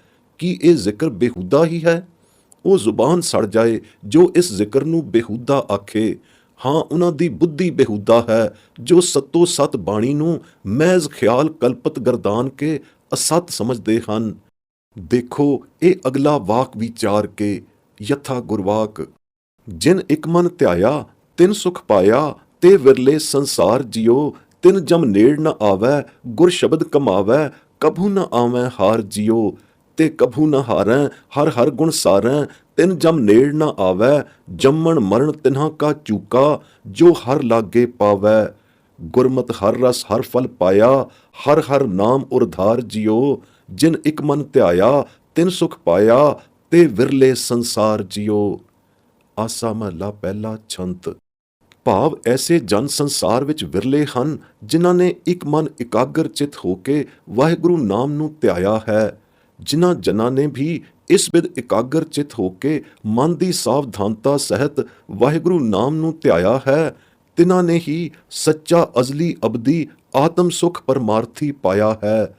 ਇਸ ਬਿਧ ਗੁਰ ਸ਼ਬਦ ਕਮਾਵਣ ਹਾਰਿਆਂ ਗੁਰਮਤ ਨਾਮ ਅਭਿਆਸੀ ਜਨਾਂ ਦੇ ਨੇੜੇ ਜਮ ਨਹੀਂ ਆਉਂਦਾ, ਉੱਕਾ ਹੀ ਨਹੀਂ ਆ ਸਕਦਾ। ਉਹਨਾਂ ਨੂੰ ਇੱਥੇ ਉੱਥੇ ਕਦੇ ਵੀ ਹਾਰ ਨਹੀਂ ਆਉਂਦੀ, ਤੇ ਜਨ ਕਦੇ ਵੀ ਨਹੀਂ ਹਾਰਦੇ ਜੋ ਅਜੱਪਾ ਜਾਪ ਦੁਆਰਾ ਰਸਨਾ ਅਤੇ ਹਿਰਦੇ ਕਰਕੇ ਗੁਰਮਤ ਨਾਮ ਗੁਰਮੰਤਰ ਨੂੰ ਅਭਿਆਸਕਾਰੀ ਬਿਰਤੀ ਸੁਰਤੀ ਦੁਆਰਾ ਸਦ ਸਦਾ ਸਮਾਰਦੇ ਸੰਭਾਲਦੇ ਅੰਤਰ ਉਰਧਾਰਦੇ ਹਨ। ਇਸ ਬਿਧ ਵਾਹਿਗੁਰੂ ਦੀ ਸਿਫਤ ਸਲਾਹ ਕਰਨ ਹਾਰਿਆਂ ਦੇ ਜਮ ਕਦੇ ਨੇੜੇ ਨਹੀਂ ਆਉਂਦਾ। ਜਮ ਤਾਂ ਕੀ ਨੇੜੇ ਆਉਣਾ ਸੀ, ਬਲਕਿ ਇਸ ਬਿਧ ਨਾਮ ਜਪ ਕੇ ਨਾਮ ਵਿੱਚ ਲਿਵਲੀਨ ਹੋਇਆਂ ਅਤੇ ਨਾਮੀ ਦੀ ਸ਼ਰਨੀ ਸਮਾਏ ਰਹਾਂ ਗੁਰਮੁਖ ਭਗਤ ਜਨਾਂ ਦਾ ਜੰਮਣ ਮਰਨ ਦਾ ਆਵਾਗਵਨੀ ਸਿਲਸਿਲਾ ਮੁੱਕ ਚੁੱਕ ਜਾਂਦਾ ਹੈ। ਐਸਾ ਹਰ ਰਸ ਹਰੀ ਵਾਹਿਗੁਰੂ ਪ੍ਰਾਪਤੀ ਵਾਲਾ ਫਲ ਗੁਰਮਤ ਕੇਵਲ ਗੁਰਮਤ ਦੁਆਰਾ ਹੀ ਗੁਰਮਤ ਨਾਮ ਉਰਧਾਰ ਕੇ ਹੀ ਪਾਇਆ ਜਾਂਦਾ ਹੈ। ਐਸਾ ਇੱਕ ਮਨ ਇੱਕ ਚਿਤ ਕਰਕੇ ਗੁਰਮਤ ਨਾਮ ਨੂੰ ਧਿਆਉਣ ਵਾਲੇ ਗੁਰਮੁਖ ਜਨ ਵਿਰਲੇ ਹੀ ਸੰਸਾਰ ਅੰਦਰ ਹਨ। ਬਸ ਸਹੀ ਜਮ ਦੇ ਫੱਟ ਤੋਂ ਬੰਚਤ ਹਨ, ਨਹੀਂ ਤਾਂ ਸਾਰਾ ਸੰਸਾਰ ਹੀ ਜਮ ਦੇ ਫੇੜੇ ਵਿੱਚ ਹੈ। ਐਸਾ ਤੋਂ ਭਾਵ ਇਸ ਉੱਪਰਲੇ ਗੁਰਵਾਕ ਦਾ ਹੈ। ਹੁਣ ਜ਼ਰਾ ਖਿਆਲ ਕਰੋ ਕਿ ਇਸ ਗੁਰਵਾਕ ਵਿੱਚ ਜਮ ਦੇ ਅਸਲੇ ਨੂੰ ਹੀ ਅਭਾਵ ਕਰ ਦੇਣਾ ਕੀ ਸਾਰੇ ਗੁਰਵਾਕ ਦੀ ਮਹੱਤਤਾ ਅਤੇ ਸੱਤਾ ਨੂੰ ਖੋ ਦੇਣਾ ਨਹੀਂ? ਸਾਰੇ ਗੁਰਵਾਕ ਵਿੱਚੋਂ ਇੱਕ ਪੰਕਤੀ ਦੇ ਭਾਵ ਨੂੰ ਪ੍ਰਵਾਨ ਕਰ ਲੈਣਾ ਅਤੇ ਦੂਜੀ ਪੰਕਤੀ ਦੇ ਭਾਵ ਦੀ ਅਸਲੀਅਤ ਨੂੰ ਨਾ ਮੰਨਣਾ, ਇਹ ਕਿੱਧਰ ਦੀ ਗੁਰਮੁਖਤਾਈ ਹੈ? ਅਸੀਂ ਤਾਂ ਇਹ ਸਮਝਦੇ ਹਾਂ ਜਿਸ ਨੇ ਗੁਰਵਾਕ ਦੀ ਇੱਕ ਇੱਕ ਤੁਕ ਨੂੰ, ਇੱਕ ਇੱਕ ਪੰਕਤੀ ਨੂੰ, ਇੱਕ ਇੱਕ ਅੱਖਰ ਨੂੰ ਸੱਤ-ਸੱਤ ਕਰਕੇ ਨਹੀਂ ਮੰਨਿਆ, ਉਹ ਅਜੇ ਭੰਬਲ ਭੂਸੇ ਹੀ ਖਾਂਦਾ ਹੈ। ਉਸ ਨੂੰ ਗੁਰਬਾਣੀ ਉੱਤੇ ਮਨ ਬਚ ਕਰਮ ਕਰਕੇ ਸ਼ਰਧਾ ਹੀ ਨਹੀਂ ਆਉਂਦੀ। ਇਹ ਕਿਹੜੀ ਗੁਰਮੁਖਤਾਈ ਹੈ? ਇਹ ਕਿਹੜੀ ਗਿਆਨਤਾਈ, ਗਿਆਨਤ ਬੁੱਧਤਾਈ ਹੈ ਕਿ ਇੱਕੋ ਗੁਰਵਾਕ ਵਿੱਚੋਂ ਭਿੰਨ-ਭਿੰਨ ਪੰਕਤੀਆਂ ਦੇ ਭਾਵਾਂ ਨੂੰ ਸਤਤਾ ਜਾਂ ਅਸਤਤਾ ਆਪਣੇ ਮਨ ਦੀ ਮਰਜ਼ੀ ਅਨੁਸਾਰ ਦਿੱਤੀ ਜਾਵੇ। ਇਹ ਸਭ ਗਿਆਨ ਮੱਤੇ ਦੀ ਅਗਿਆਨ ਭਰੀ ਗੜਬੜੇਸ਼ਨ ਹੈ। ਜੇ ਆਪੋ ਆਪਣੀ ਮਨ ਮਤਸਰ ਬੁੱਧੀ ਦੀ ਕਸੌਟੀ ਗੁਰਬਾਣੀ ਪਰਖਣ ਹਿਤ ਲਾਈ ਜਾਵੇ ਤਾਂ ਕੋਈ ਵੀ ਨਿੱਗਰ ਅਭਿਪਰਾ ਗੁਰਬਾਣੀ ਵਿਚਾਰ ਦਾ ਹਾਸਲ ਨਹੀਂ ਹੁੰਦਾ। ਦੇਖੋ, ਇਸ ਉੱਪਰਲੇ ਗੁਰਵਾਕ ਅੰਦਰ ਜੇ ਕਿਸੇ ਜਮ ਦੀ ਹੋਂਦ ਤੋਂ ਸਿਰ ਫੇਰ ਲਿਆ ਅਤੇ ਕਿਸੇ ਦੂਜੇ ਨੇ ਜੰਮਣ ਮਰਨਮਈ ਆਵਾ ਗਾਉਣ ਦੇ ਅਸੂਲ ਤੋਂ ਇਨਕਾਰ ਕਰ ਲਿਆ ਅਤੇ ਕਿਸੇ ਨੇ ਨਾਮ ਜਪਣ ਤੇ ਈਮਾਨ ਨਹੀਂ ਲਿਆਂਦਾ ਤੇ ਕਿਸੇ ਨੇ ਨਾਮ ਜਪਣ ਦੇ ਫਲ ਤੇ ਹੀ ਸ਼ਰਧਾ ਨਹੀਂ ਲਿਆਂਦੀ ਅਤੇ ਕਿਸੇ ਨੂੰ ਇਸ ਗੁਰਵਾਕ ਅੰਦਰ ਦਰਸਾਈ ਹਰੀ ਰਸ ਸਫਟਾਈ ਵਾਲੀ ਗੁਰਮਤ ਅਸੂਲ ਅਸਲੀਅਤ ਉੱਤੇ ਹੀ ਪ੍ਰਤੀਤ ਨਹੀਂ ਆਈ, ਤਾਂ ਦੱਸੋ ਸਾਰੇ ਗੁਰਵਾਕ ਦਾ ਅਸਲੀ ਭਾਵ ਖੇਰੂ ਖੇਰੂ ਹੋ ਗਿਆ ਕਿ ਨਾ? ਤਾਂ ਤੇ ਆਪੋ ਆਪਣੀ ਬੁੱਧੀ ਅਨੁਸਾਰ ਗੁਰਬਾਣੀ ਦੇ ਭਾਵਾਂ ਨੂੰ ਕਲਪ ਬੈਠਣਾ ਮਹਾ ਮਨਮਤ ਅਤੇ ਅਗਿਆਨ ਕੁਮਰਤ ਕੁਮਤ ਹੈ, ਗੁੰਮਰਾਹ ਹੋਣ ਵਾਲੀ ਕੁਮਤ ਹੈ, ਜਿਸ ਤੇ ਹਾਸਲ ਕੁਝ ਨਹੀਂ। ਤਾਂ ਤੇ ਆਓ ਸੁਮੱਤੇ ਲੱਗੋ, ਬਾਰ-ਬਾਰ ਗੁਰਬਾਣੀ ਅੰਦਰ ਆਏ ਕਿਸੇ ਗੁਰਮਤ ਵਿਸ਼ੇ ਆਸ਼ੇ ਨੂੰ ਹਰਗਿਜ਼ ਕਲਪਤ ਮਤ ਕਹੋ। ਕਹੋਗੇ ਤਾਂ ਗੁਰਮਤ ਦੇ ਸਾਰ ਤੱਤ ਤੋਂ ਵਾਂਝੇ ਰਹਿ ਜਾਵੋਗੇ। ਕੇਵਲ ਚੁੰਚ ਗਿਆਨ ਹੀ ਰਹਿ ਜਾਣਾ ਹੈ। ਤਤ ਗਿਆਨ, ਗੁਰਮਤ ਕਲਿਆਣ ਕਾਰਨੀ ਗਿਆਨ ਕਦੇ ਨਹੀਂ ਲੱਭਣਾ। ਖਾਲੀ ਦੇ ਖਾਲੀ, ਢੋਰ ਦੇ ਢੋਰ, ਸਾਕਤ ਚੋਰ ਹੀ ਰਹਿ ਜਾਵੋਗੇ। ਅਸਲੀ ਭਾਵਾਂ ਨੂੰ ਚੁਰਾਏ ਕੋਈ ਗੁਰਮਤ ਤਤ ਸਾਰ ਗ੍ਰਾਹੀ ਬਣ ਸਕਦਾ ਹੈ? ਕਦਾਚਿਤ ਨਹੀਂ, ਤੀਨ ਕਾਲ ਨਹੀਂ ਬਣ ਸਕਦਾ, ਸਗੋਂ ਗੁਰੂ ਦਾ ਦੇਣਦਾਰ ਹੀ ਬਣਿਆ ਰਹਿੰਦਾ ਹੈ ਅਤੇ ਮੂੰਹੋਂ ਮੂੰਹ ਚੋਟਾਂ ਖਾਂਦਾ ਹੈ। ਗੁਰ ਸ਼ਬਦ, ਗੁਰ ਦੀਖਿਆ, ਗੁਰ ਮੰਤਰ ਜਿਸ ਪ੍ਰਾਣੀ ਨੂੰ ਪ੍ਰਾਪਤ ਨਹੀਂ ਹੋਇਆ, ਉਹ ਮਨੁੱਖਾ ਜਾਮੇ ਵਿੱਚ ਹੁੰਦਾ ਹੋਇਆ ਵੀ ਭੂਤਨਾ ਹੈ। ਐਸਾ ਸ਼ਬਦ ਬਿਹੂਣਾ ਭੂਤਨਾ ਮਨੁੱਖਾ ਜਨਮ ਅਜਾਈਂ ਹੀ ਗਵਾ ਕੇ ਚਲਿਆ ਜਾਵੇਗਾ ਅਤੇ ਮਰ ਕੇ ਜਮ ਦੇ ਮਾਰਗ ਵਿੱਚ ਮੂੰਹੋਂ ਮੂੰਹ ਚੋਟਾਂ ਖਾਏਗਾ। ਯਥਾ ਗੁਰਵਾਕ ਜਮਗ ਬੱਧਾ ਖਾਹੇ ਚੋਟਾਂ, ਸ਼ਬਦ ਬਿਨ ਬੇਤਾਲਿਆ। ਆਸਾ ਮਹਲਾ ਪਹਿਲਾ ਛੰਤ। ਤਾਂ ਤੇ ਜਮ ਅਤੇ ਜਮ ਮਾਰਗ ਇਸ ਗੁਰਵਾਕ ਪੰਕਤੀ ਦੁਆਰਾ ਵੀ ਸਿੱਧ ਹੈ, ਪਰ ਉਹਨਾਂ ਨੂੰ ਹੀ ਜਮ ਗ੍ਰਸਦਾ ਹੈ ਅਤੇ ਉਹਨਾਂ ਨੂੰ ਹੀ ਜਮ ਦੇ ਪੈਂਡੇ ਵਿੱਚ ਪੈਣਾ ਤੇ ਦੁੱਖ ਸਹਿਣਾ ਪੈਂਦਾ ਹੈ, ਜੋ ਸ਼ਬਦ ਬਿਨ ਬੇਤਾਲੇ ਭੂਤਨੇ ਹੋ ਰਹੇ ਹਨ, ਭੂਤਨੇ ਸਮਾਨ ਹੋ ਰਹੇ ਹਨ। ਇਹ ਮਤ ਸਮਝ ਲੈਣਾ ਚਾਹੀਏ ਕਿ ਭੂਤਨੇ ਉਹਨਾਂ ਦਾ ਹੀ ਨਾਮ ਹੈ ਜੋ ਨਾਮ ਨਹੀਂ ਜਪਦੇ। ਨਹੀਂ, ਭੂਤ ਪ੍ਰੇਤ ਦੀ ਜੂਨ ਵੱਖਰੀ ਹੈ। ਇੱਥੇ ਤਾਂ ਭਾਵ ਭੂਤਨੇ ਸਦਰਸ਼ ਤੋਂ ਹੈ। ਭੂਤ ਪ੍ਰੇਤ ਦਾ ਕਾਂਡ ਵੱਖਰਾ ਆਵੇਗਾ। ਜਿਨ੍ਹਾਂ ਦੇ ਹਿਰਦੇ ਮਨ ਵਿੱਚ ਸਾਚਾ ਸਾਹਿਬ ਆ ਵਸਿਆ ਹੈ, ਉਹ ਜਮ ਦੇ ਜਾਲ ਵਿੱਚ ਕਾਹਨੂੰ ਫਸਦੇ ਹਨ? ਸਾਚਾ ਸਾਹਿਬ ਮਨ ਵਸੈ, ਕੀ ਫਸੈ ਜਮ ਜਾਲੇ ਰਾਮ। ਆਸਾ ਮਹਲਾ ਪਹਿਲਾ ਛੰਤ। ਜਮ ਜਾਲ ਦਾ ਅਰਥ ਬਹੁਤ ਸਾਰੇ ਉੱਘੇ ਗਿਆਨੀ ਮੌਤ ਦੀ ਫਾਂਸ ਹੀ ਕਰਦੇ ਹਨ। ਉਹਨਾਂ ਦੇ ਖਿਆਲ ਵਿੱਚ ਮੌਤ ਤੋਂ ਬਿਨਾਂ ਹੋਰ ਕੋਈ ਜਮਦੂਤ ਨਹੀਂ। ਇਹ ਉਹਨਾਂ ਦੀ ਮਹਾ ਭੁੱਲ ਹੈ। ਗੁਰਬਾਣੀ ਅੰਦਰ ਜਮ ਦੀ ਹੋਂਦ ਵੱਖਰੀ ਹੈ, ਜੋ ਅਗਲੇ ਲੋਕ ਵਿੱਚ ਸਾਡੀਆਂ ਨਜ਼ਰਾਂ ਤੋਂ ਓਹਲੇ ਅਦਿਸ਼ਟ ਹੀ ਰਹਿੰਦੀ ਹੈ। ਹਾਂ, ਮਰਨ ਸਮੇਂ ਮਰਨਹਾਰੇ ਪ੍ਰਾਣੀ ਨੂੰ ਜਮ ਲੋਕ ਜਾਂ ਧਰਮ ਰਾਏ ਪਾਸ ਲੈ ਜਾਣ ਨੂੰ ਆਉਂਦੀ, ਮਰਨ ਵਾਲੇ ਪ੍ਰਾਣੀ ਨੂੰ ਨਜ਼ਰ ਆਉਂਦੀ ਹੈ, ਦੂਜਿਆਂ ਨੂੰ ਨਹੀਂ ਦਿੰਦੀ। ਕੇਵਲ ਮੌਤ ਨੂੰ ਜੰਮ ਸਮਝ ਲੈਣਾ ਗੁਰਮਤ ਅਗਿਆਨੀ ਦਾ ਕੰਮ ਹੈ। ਗੁਰਮਤ ਗਿਆਨੀਆਂ ਨੂੰ ਗੁਰਬਾਣੀ ਦੇ ਤੱਤ ਭਾਵ ਦੀ ਸੂਝ ਆਉਂਦੀ ਹੈ। ਉਹੀ ਅਸਲੀ ਅਰਥ ਜੰਮ ਦੇ ਸਮਝ ਸਕਦੇ ਹਨ। ਗੁਰਵਾਕ ਸਾਫ਼ ਦੱਸਦੇ ਹਨ ਕਿ ਜੰਮ ਦਾ ਵਜੂਦ ਵੀ ਹੈ ਅਤੇ ਜੰਮ ਦਾ ਪੰਥ ਮਾਰਗ ਵੀ ਹੈ। ਯਥਾ ਗੁਰਵਾਕ ਮਹਾ ਬਿਖਮ ਜਮ ਪੰਥ ਦੁਹੇਲਾ, ਕਾਲੂਖਤ ਮੋਹ ਅੰਧਿਆਰਾ। ਆਸਾ ਮਹਲਾ ਚੌਥਾ। ਜੰਮ ਦੇ ਅਰਥ ਜੇ ਮੌਤ ਲਏ ਜਾਣ ਤਾਂ ਦੱਸੋ, ਮੌਤ ਦਾ ਰਸਤਾ ਮਾਰਗ ਕਿਹੜਾ ਹੋਇਆ? ਮੌਤ ਆਈ ਪਿੱਛੋਂ ਅਰਥਾਤ ਮਰਨ ਪਿੱਛੋਂ ਜਿਸ ਮਾਰਗ ਵਿੱਚ ਦੀ ਪਾਂਧੀ ਜੀਵ ਨੂੰ ਲੰਘਣਾ ਪਊ, ਉਹ ਮਾਰਗ ਜਮ ਮਾਰਗ ਜਾਂ ਜਮ ਪੰਥ ਹੈ, ਜੋ ਬੜਾ ਹੀ ਔਖਾ ਹੈ। ਜਿੱਥੇ ਕਾਲੀ ਬੋਲੀ ਰਾਤ ਵਰਗਾ ਅੰਧੇਰਾ ਹੈ, ਇੱਥੇ ਦੀ ਲੰਘਣਾ ਪਊ ਜੀਵ ਨੂੰ। ਇਹ ਰਸਤਾ ਬੜਾ ਹੀ ਦੁਹੇਲਾ, ਬਿਕਟ ਦੁੱਖਾਂ ਦਾ ਭਰਿਆ ਹੈ। ਅਗਲੇ ਗੁਰਪਰਮਾਣ ਵਿਖੇ ਮੌਤ ਤੇ ਜੰਮ ਦਾ ਵੱਖੋ ਵੱਖ ਵਿਤਕਰਾ ਇੱਕੋ ਹੀ ਗੁਰਵਾਕ ਪੰਕਤੀ ਵਿੱਚ ਹੈ, ਜਿਸ ਤੋਂ ਸਾਫ਼ ਸਪਸ਼ਟ ਸਿੱਧ ਹੁੰਦਾ ਹੈ ਕਿ ਮੌਤ ਵੱਖਰੀ ਚੀਜ਼ ਹੈ ਅਤੇ ਜੰਮ ਦਾ ਵਜੂਦ ਵੱਖਰਾ ਹੈ। ਯਥਾ ਗੁਰਵਾਕ ਜਗ ਮਰਨ ਨਾ ਪਾਇਆ, ਨਿਤ ਆਪ ਲੁਕਾਇਆ, ਮਤ ਜਮ ਪਕੜੈ ਲੈ ਜਾਏ ਜਿਉ। ਆਸਾ ਮਹਲਾ ਚੌਥਾ। ਭਾਵ ਸੰਸਾਰੀ ਪੁਰਸ਼ਾਂ ਨੂੰ ਮਰਨ ਇਸ ਕਰਕੇ ਨਹੀਂ ਪਾਉਂਦਾ ਕਿ ਉਹਨਾਂ ਨੂੰ ਇਸ ਗੱਲ ਦਾ ਬਹੁਤਾ ਡਰ ਹੁੰਦਾ ਹੈ ਕਿ ਮੌਤ ਸਮੇਂ ਜਮ ਉਹਨਾਂ ਨੂੰ ਫੜ ਕੇ ਲੈ ਜਾਂਦਾ ਹੈ। ਤਾਂ ਤੇ ਜਮ ਹੋਰ ਹੈ ਤੇ ਮੌਤ ਹੋਰ ਹੈ। ਜਮ ਦਾ ਸੀਗਾ ਤਾਂ ਮੌਤ ਤੋਂ ਪਿੱਛੋਂ ਜੀਵ ਨੂੰ ਫੜ ਕੇ ਲੈ ਜਾਣ ਦਾ ਹੁੰਦਾ ਹੈ, ਤਾਂ ਤੇ ਮੌਤ ਨੂੰ ਹੀ ਜਮ ਆਖਣਾ ਬੜੀ ਅਗਿਆਨਤਾ ਹੈ। ਕਿੱਥੇ ਕਿੱਥੇ ਜਮ ਦਾ ਅਰਥ ਖਿੱਚ ਪਾੜ ਕੇ ਮੌਤ ਦਾ ਕੀਤਾ ਜਾਵੇਗਾ। ਹੇਠਲਾ ਗੁਰਵਾਕ ਵਿਚਾਰੋ, ਜੋ ਹਰ ਹਰ ਨਾਮ ਧਿਆਇਂਦੇ, ਤਿੰਨ ਜਮ ਨੇੜ ਨਾ ਆਵੈ। ਆਸਾ ਮਹਲਾ ਚੌਥਾ ਛੰਤ। ਸਰੀਰ ਕਰਕੇ ਚਲਾਣਾ, ਜਿਸ ਨੂੰ ਆਮ ਫਹਿਮ ਲਫ਼ਜ਼ਾਂ ਵਿੱਚ ਮੌਤ ਕਿਹਾ ਜਾਂਦਾ ਹੈ, ਤਾਂ ਨਾਮ ਧਿਆਵਣ ਹਾਰਿਆਂ ਦਾ ਵੀ ਹੋਵੇਗਾ। ਪਰ ਨਾਮ ਧਿਆਵਣ ਹਾਰਿਆਂ ਦੇ ਨੇੜੇ ਜਮ ਨਹੀਂ ਜਾ ਸਕਦਾ। ਕੀ ਉੱਪਰਲੇ ਗੁਰਵਾਕ ਦਾ ਇਹ ਅਰਥ ਲਾਉਣਾ ਖਿੱਚ ਪਾੜ ਨਹੀਂ ਕਿ ਜੋ ਨਾਮ ਧਿਆਉਂਦੇ ਹਨ ਤਿਨਾਂ ਦੇ ਨੇੜੇ ਮੌਤ ਨਹੀਂ ਆਉਂਦੀ? ਮੌਤ ਤਾਂ ਸਭ ਦੇ ਸਿਰ ਤੇ ਹੈ, ਪਰ ਨਾਮ ਧਿਆਉਣ ਹਾਰਿਆਂ ਨੂੰ ਜਮ ਨਹੀਂ ਸਤਾਉਂਦਾ, ਨੇੜੇ ਹੀ ਨਹੀਂ ਆਉਂਦਾ।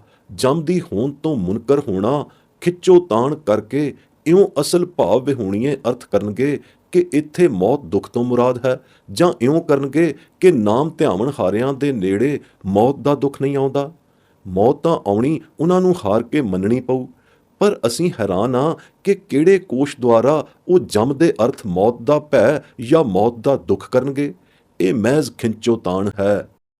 ਨਿਤ ਜੋਬਨ ਜਾਵੈ ਮੇਰੇ ਪਿਆਰੇ, ਜਮ ਸਾਸ ਹਿਰੇ। ਆਸਾ ਮਹਲਾ ਚੌਥਾ। ਇੱਥੇ ਵੀ ਜਮ ਦੇ ਅਰਥ ਮੌਤ ਦੇ ਨਹੀਂ ਬਣ ਸਕਦੇ, ਕਿਉਂਕਿ ਸਾਸ ਹਿਰਨ ਵਾਲੀ ਮੌਤ ਮੁਜੱਸਮ ਨਹੀਂ ਹੋ ਸਕਦੀ। ਮੌਤ ਦਾ ਫਰਿਸ਼ਤਾ ਜਾਂ ਜਮਦੂਤ ਹੀ ਹੋ ਸਕਦਾ ਹੈ। ਨਾਮ ਜਪਤ ਗੋਬਿੰਦ ਨਹਿ ਅਲਸਾਈਐ, ਭੇਟਤ ਸਾਧੂ ਸੰਗ ਜਮਪੁਰ ਨਹਿ ਜਾਈਐ। ਆਸਾ ਮਹਲਾ ਪੰਜਵਾਂ ਛੰਤ। ਕੀ ਇੱਥੇ ਵੀ ਖਿੰਚੋ ਤਾਣ ਕਰਨ ਵਾਲੇ ਅਗਿਆਨੀ ਜਮਪੁਰ ਦੇ ਅਰਥ ਮੌਤਪੁਰੀ ਲਾਉਣਗੇ? ਕੀ ਮੌਤਪੁਰੀ ਵੀ ਅਗਾਹਾਂ ਕੋਈ ਅਸਥਾਨ ਹੈ? ਜਮਪੁਰੀ ਨਹੀਂ ਮੰਨਣੀ ਪਰ ਮੌਤਪੁਰੀ ਮੰਨ ਲੈਣ ਵਿੱਚ ਕੋਈ ਦਰੇਗ ਨਹੀਂ ਕਰਨਾ। ਇਹ ਅੱਜ ਕੱਲ੍ਹ ਦੇ ਗਿਆਨ ਅਗਿਆਨੀਆਂ ਦੀ ਮਤ ਕੁਮਤ ਹੈ।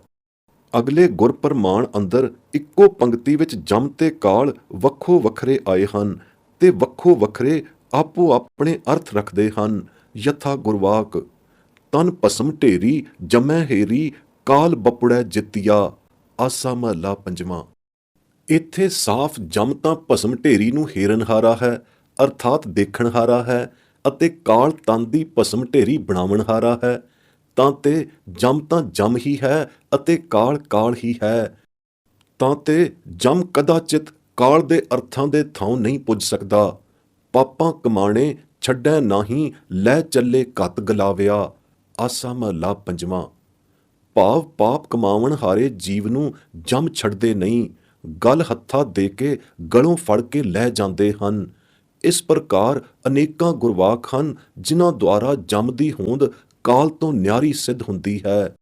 ਸਤ ਸੰਗਤ ਗੁਰ ਕੀ ਹਰ ਪਿਆਰੀ, ਜਿਨ ਹਰ ਹਰ ਨਾਮ ਮੀਠਾ ਮਨ ਭਾਇਆ, ਜਿਨ ਸਤਗੁਰ ਸੰਗਤ ਸੰਗ ਨਾ ਪਾਇਆ, ਸੇ ਭਾਗਹੀਣ ਪਾਪੀ ਜਮ ਖਾਇਆ। ਗੁਜਰੀ ਮਹਲਾ ਚੌਥਾ।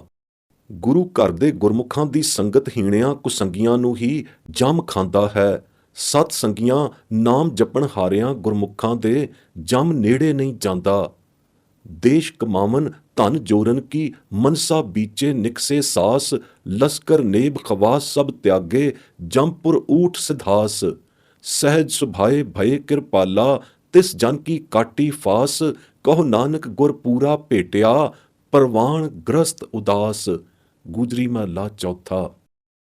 ਦੇਸ ਪ੍ਰਾਪਤ ਕਰਨ ਅਤੇ ਦੌਲਤ ਇਕੱਠੀ ਕਰਨ ਦੀ ਲਾਲਸਾ ਵਿਖੇ ਹੀ ਲੋਭ ਲਹਿਰ ਗ੍ਰਸੇ ਮਾਇਆਧਾਰੀ ਮਨੁੱਖ ਦੇ ਪ੍ਰਾਣ ਨਿਕਲ ਜਾਂਦੇ ਹਨ। ਲਸ਼ਕਰਾਂ ਅਤੇ ਆਪਣੇ ਅਹਿਲਕਾਰਾਂ ਨੌਕਰਾਂ ਨੂੰ ਇੱਥੇ ਹੀ ਛੱਡ ਜਾਂਦਾ ਹੈ। ਜਿਨ੍ਹਾਂ ਉੱਤੇ ਮਾਣ ਕਰਦਾ ਸੀ ਉਹ ਮੌਤ ਸਮੇਂ ਉਸ ਦੀ ਕੁਝ ਵੀ ਸਹਾਇਤਾ ਨਹੀਂ ਕਰ ਸਕਦੇ। ਇਕੱਲਾ ਹੀ ਜੰਮਪੁਰੀ ਨੂੰ ਜਾ ਸਿਧਾਉਂਦਾ ਹੈ। ਜੰਮਪੁਰੀ ਨੂੰ ਬੰਨ੍ਹ ਕੇ ਲਿਜਾਇਆ ਜਾਂਦਾ ਹੈ। ਜਮਾਂ ਦਾ ਬੱਧਾ ਹੋਇਆ ਜਿਉਂ-ਜਿਉਂ ਮਾਇਆ ਬਹੁਤੀ ਜੋੜਦਾ ਹੈ, ਤਿਉਂ-ਤਿਉਂ ਉਸ ਦੀ ਲਾਲਸਾ ਮਾਇਆ ਜੋੜਨ ਦੀ ਹੋਰ ਵੱਧਦੀ ਜਾਂਦੀ ਹੈ। ਚਾਹੇ ਕਿਤਨੀਆਂ ਭਾਰੀਆਂ ਸਿਕਦਾਰੀਆਂ ਮੁਲਕਗੀਰੀਆਂ ਕਰ ਲਵੇ, ਫੇਰ ਵੀ ਤ੍ਰਿਸ਼ਨਾ ਉਸ ਦੀ ਹੋਰ ਤੇ ਹੋਰ ਵੱਧਦੀ ਜਾਂਦੀ ਹੈ। ਹੋਰ ਤੇ ਹੋਰ ਮੁਲਕ ਦੇਸ਼ਾਂ ਤੇ ਕਬਜ਼ਾ ਕਰਨ ਨੂੰ ਉਸ ਦੀ ਤਮੰਨਾ ਬਹੁਤੀ ਤੋਂ ਬਹੁਤੀ ਹੁੰਦੀ ਜਾਂਦੀ ਹੈ। ਉਦੋਂ ਹੀ ਪਤਾ ਲੱਗਦਾ ਹੈ ਜਦੋਂ ਉਹ ਮਰ ਜਾਂਦਾ ਹੈ। ਸਾਰੀਆਂ ਕੂੜ ਦੀਆਂ ਆਸਾਂ ਉਸ ਦੀਆਂ ਵਿੱਚੇ ਹੀ ਰਹਿ ਜਾਂਦੀਆਂ ਹਨ। ਇਤਨਾ ਕੁਝ ਖੱਪ-ਖੱਪ ਕੇ ਕਬਜ਼ਾਉਣ ਦਾ ਨਤੀਜਾ ਕੀ ਨਿਕਲਦਾ ਹੈ ਕਿ ਬਸ ਜਮ ਉਸ ਨੂੰ ਜੰਮਪੁਰੀ ਵਿੱਚ ਲੈ ਜਾਂਦੇ ਹਨ। ਉੱਥੇ ਚਿਰੰਕਾਲ ਤਾਈਂ ਦੁੱਖ ਭੋਗਦਾ ਹੈ। ਜਿਨ੍ਹਾਂ ਵਡਭਾਗਿਆਂ ਨੇ ਸਤਿਗੁਰੂ ਪੂਰਾ ਭੇਟ ਕੇ ਪੂਰੀ ਗੁਰੂ ਦੀਕਸ਼ਾਈ ਨਾਮ ਅਭਿਆਸ ਜੁਗਤੀ ਅਨੁਸਾਰ ਸਿਮਰਨ ਕਮਾਈਆਂ ਕਰਕੇ ਪਰਵਾਨ ਗ੍ਰਸਤ ਉਦਾਸ ਪਦਵੀ ਪਾਈ ਹੋਈ ਹੁੰਦੀ ਹੈ, ਉਹਨਾਂ ਤੇ ਕਿਰਪਾਲੂ ਨਦਰਾਲੂ ਪਿਤਾ ਸਹਿਜ ਸੁਭਾਏ ਦਇਆਲ ਹੋ ਕੇ ਨਦਰੀ ਨਦਰ ਨਿਹਾਲ ਕਰ ਦਿੰਦਾ ਹੈ। ਤਿਨਾਂ ਦੀ ਜਮ ਦੀ ਫਾਂਸ ਵਾਲੀ ਰੇਖਾ ਕੱਟੀ ਜਾਂਦੀ ਹੈ, ਨਹੀਂ ਤਾਂ ਸਭ ਨੂੰ ਜਮ ਦੀ ਫਾਸ ਵਿੱਚ ਫਸਣਾ ਹੀ ਪੈਂਦਾ ਹੈ ਅੱਗੇ ਜਾ ਕੇ।